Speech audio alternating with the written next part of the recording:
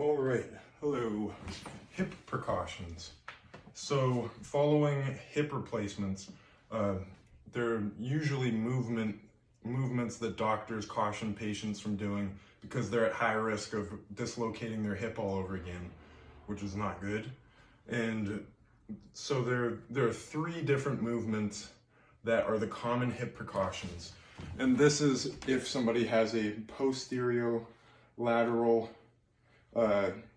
total hip arthroplasty, which means the incision was from behind like this. So the first precaution is basically means don't cross your legs. There's a reason for this, and that is because crossing your legs requires hip adduction, which means bringing your hips across the midline like that. So that has a high risk of dislocating the socket right here. That's the first one. Second one, I'm gonna move my camera because you gotta see my feet for this one.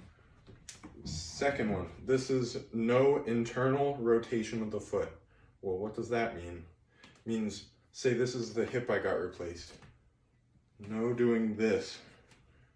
And there's a reason for this. Internally rotating the hip it's at high risk of popping out of the joint like this.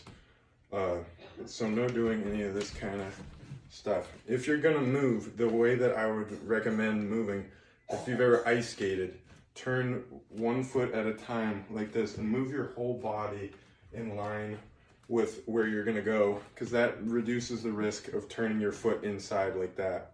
Okay, so that's the second one. Third one. So this is an important one. I'll demonstrate it first from standing. So this is my hip I got replaced. This is okay. This, not so much. So you can't lift the hip that got replaced above 90 degrees. So not doing any high knees or anything like that. But why is this a challenge?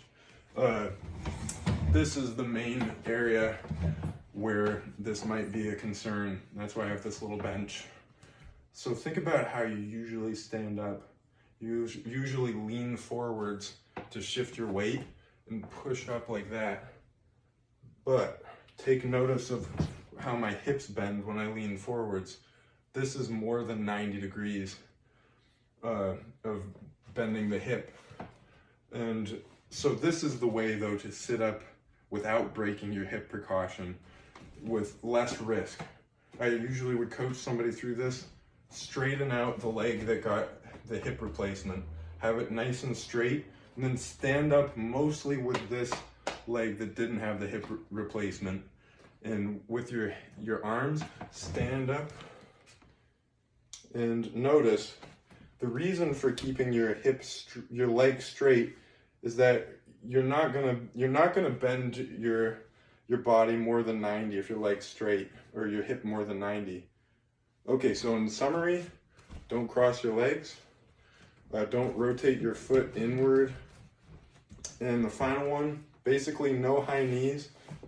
But also if you're getting up from seated, I'd recommend keeping your leg straighter out in front, standing up like that.